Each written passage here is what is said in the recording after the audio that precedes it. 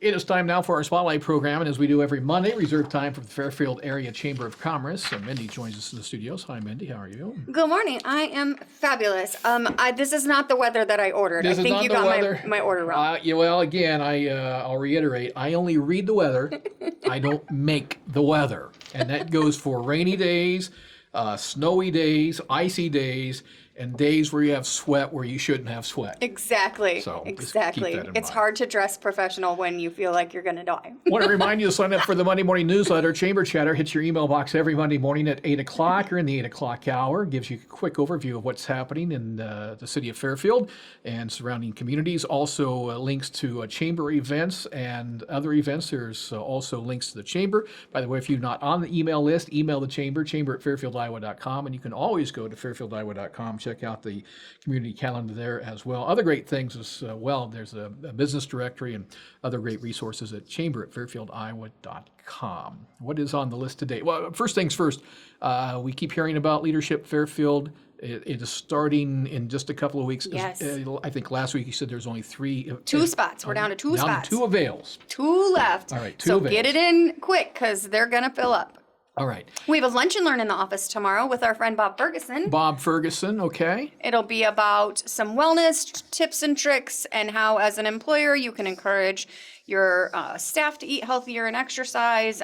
He went into a couple local businesses and had some pretty great results, and he'll be sharing that with us. And it'll be a great afternoon or a great lunch. Bring your lunch and come to the office and have lunch with me. So you can learn that with Bob Ferguson tomorrow afternoon with the Lunch and Learn. On that note, I do know that you were working at one time and continue to do, kind of in a passive mode, with the Jefferson County Public Health and their Ask a Nurse program as well. Yes, that is available. And whenever Chris sends us the information, we put it out to the public. But that's available to anybody. You can have her come in or one of her staff come into your business and talk to you about all things nursing. She is the queen of the knowledge. The next couple of things on the calendar after that coming up, are we 3 weeks away from Barnyard Bash? Oh, yeah. Barnyard Bash. Still time for you and your organization to get some booth space out there and a new reconfigured Barnyard Bash. Absolutely. So we are space spreading out and taking up all of the spaces so that people can have more space to do what they want to do. We'll have the kiddie pool full of bubble stuff again at the chamber booth. I happen to know one of the local banks is going to have face painting. We'll have 2 horse-drawn wagons. There'll be antique tractors and big combines and all things farming. And our friends at Mazda Barns will be making rope and shelling corn and putting up hay with the horses. So it's a great day of family-free fun. Thanks to Agri-Industrial Plastics and Farm Bureau for being our presenting sponsors. By the way, that's September 8th is when that's coming up. Yes, So 4 o'clock. 4 o'clock in the afternoon at Mazda Barns. You know, if I go back in the gray matter there and if all the synapses are connecting properly, I want to say it was just hotter than all get out last year during the Barnyard Bash, wasn't it? Absolutely. And thankfully, our friends at Hy-Vee have gotten 10 cases of water frozen ready for me so that by the time y'all come at 4, it'll still be cool. Was it the Barnyard Bash where there was root beer floats one year? Yes, that was dreadful. Was it dreadful? Why was Root beer floats are so messy. I know they're messy, but why was I don't think I've ever heard any. You cannot keep up with root beer floats with 1,000 people. No one in the history of mankind has ever called a root beer float dreadful. I have had I was not the chamber director at that point, so I don't really know that it was dreadful. I just have worked at the flea market and watch here enough to know that root beer floats are dreadful. All right. When you're busy. September 8th, mark your calendar. And then next on the calendar, out just a little bit further, is the all-teacher reception. Yes. New teacher reception. Teacher appreciation event at the convention center on September 13th. So if you've not signed up, we do have a couple of spaces available for businesses who want to give teachers those needed supplies. We're also going to give new teacher gifts out. So if you want to help with new teacher gifts, just reach out to me at the chamber. Speaking of supplies, our friends at CETA Community Action will be having their distribution of school supplies this Wednesday from 8:30 to 4 o'clock. Over the last several weeks, they've been asking for donations while you're buying school supplies. Pick up a few extra cartons of pencils or crayons or notebook paper, whatever it might be, and donate them. And so this Wednesday from 8:30 until 4 o'clock at 2200 West Jefferson here in Fairfield, they'll be having a distribution. Eligible guidelines is based on heating assistance through the winter months. There's no early distribution. So if you have questions whether you qualify for some free school supplies, give them a call at 472-6140, 472-6140. As per norm, Mendy brings a guest in the studio, someone who we actually talked to last Wednesday. I'll let you take over. Thanks, friend. Good morning, Mr. Doug. How are you? I'm good. How are you? Good. Okay, so you're the new city administrator That is correct. here in the big town metropolis of Fairfield. That's right. So let's start with, what is a city administrator? Well, simplistically, the city administrator typically orchestrates the functions of the city, and that entails with not only outside crews working with department heads, making sure that streets are cleared when it snows, making sure the grass is mowed, taking complaints, something may happen, making sure that I'm communicating not only with the public but also communicating with the staff and being that facilitator to making sure that the work gets done. And that's working out smashingly. Everybody's doing a great job. Then making sure that we're going over the budget, making sure that we keep that needle where it needs to be when we're spending and when we're not spending, and what we need to do to move forward. There's a lot of planning. So there's a lot to municipal government than just doing one thing, which may be cutting that grass, or maybe we spend a lot of time talking to our citizens and making sure that everybody is getting the wants and the needs, and setting those priorities and moving forward every single day. Absolutely. You have a lot of balls to juggle. And you came to us from Arkansas. Yes, Fort Smith, Arkansas. And what were you had a different role in Fort Smith? Yes, I was the park director. There you go. And the department head there. And basically, my department was about the same size as the city staff of Fairfield. So Wow. It's really just kind of a shift. Absolutely. But basically did the very same things. I've been a public servant for over 30 years. I started when I was 19. Wow. And I just, when I left the family farm, I kind of accidentally got into working for the city of Topeka, and I fell in love with it, and I just wanted to move up those organizations, got my education, and just did the work that it took me to get here. Absolutely. That's wonderful. And how are you enjoying your position so far? The staff is great. The citizens are great. Everybody's respectful and they're kind. They have, I'd like to say that the people that I meet, that I work with, they've got that public service motivation. They really want to do the right thing always. And we just have to sit down and plan and set those priorities.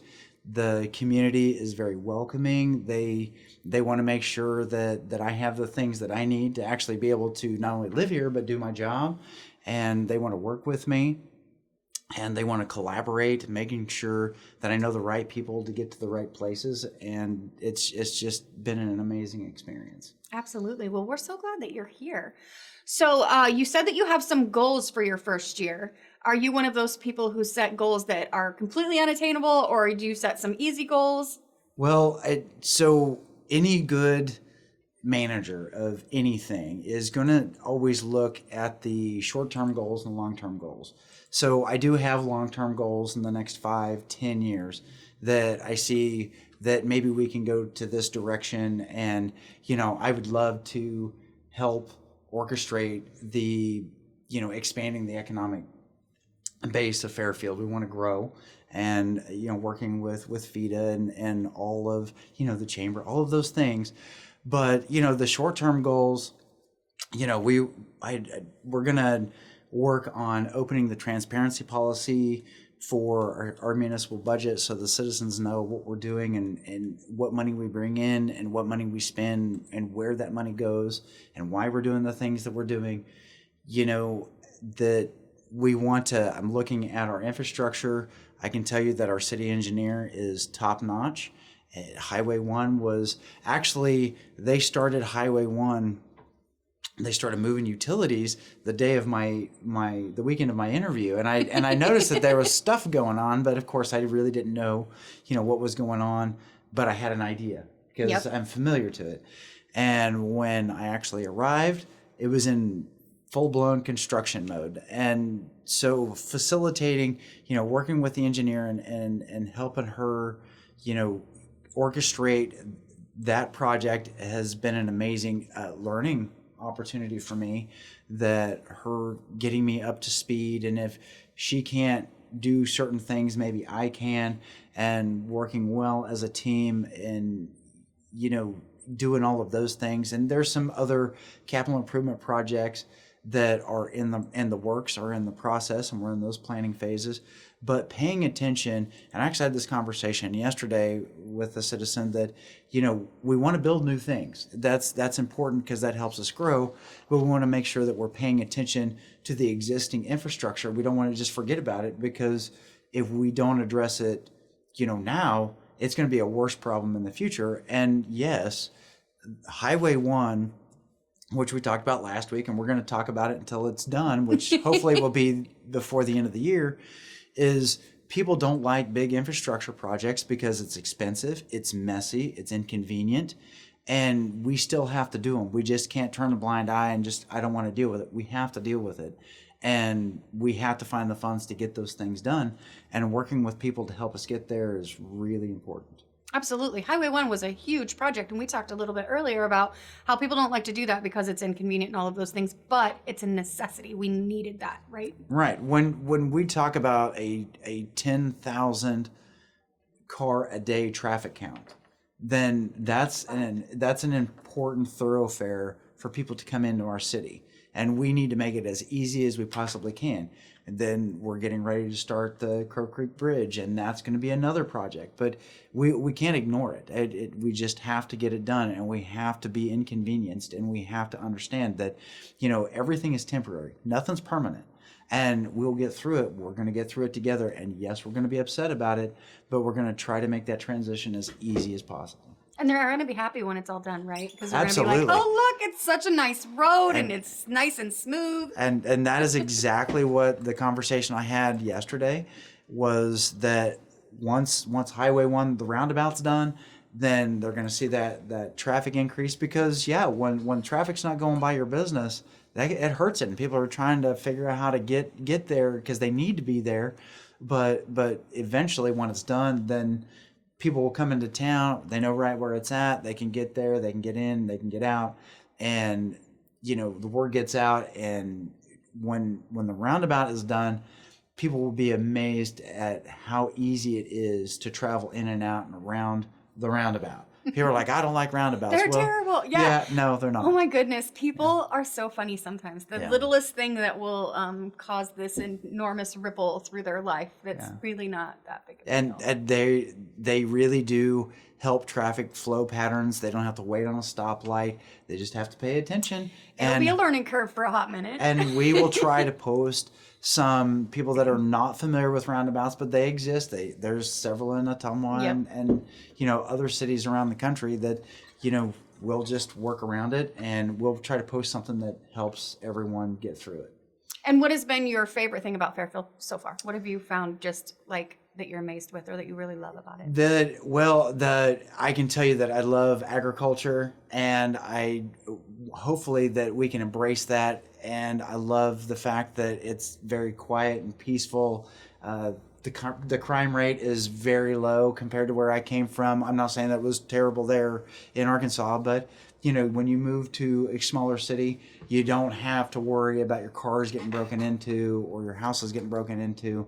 And people really just they want to help you, and they kind of mind their own business, but they just the peace and tranquility. Absolutely. Fairfield's a pretty great place to live. Yes. Steve, what do you think about the roundabout? Do you love it? Well, You're going to love it, right? Yeah, and as Melanie and I have reiterated time and time again, this is a state project. The city of Fairfield, nothing to do with it. So if you want to piss and moan about the roundabout, call the DOT. Or just go to Facebook. Yeah, exactly. Real quickly, don't forget Leadership Fairfield starts September 5th. 2 spots available, so call the chamber, 472-2111. Is that right? Yeah. I was like, wait a minute. Yeah, Yes. We're 2111. The hospital's 4111. That's right. So 2 spots left, or email the chamber at fairfieldiowa.com. The teacher appreciation is September 13th. And the other thing to mark on your calendar, we're just now a month away from the Harvest Rush Gravel Grinder and the Babble Taffer, September 23rd. Now's the time to register as well. Again, email the chamber at fairfieldiowa.com. Doug, it's nice seeing you again. Mindy, we'll talk to you next week. See you next week. Once again, a very hot and humid day today with that excessive heat warning through 9 o'clock Wednesday night. That does not mean it's going to get cool on Thursday. Cool, relatively speaking, on Saturday with a high of 85. But today, 93. Tomorrow, 95. Wednesday and Thursday, 100. And Friday, 92 degrees. We're holding steady in the mid-70s here in downtown Fairfield. Look at the markets around the corner here on KMCD and CBS News at the top of the hour.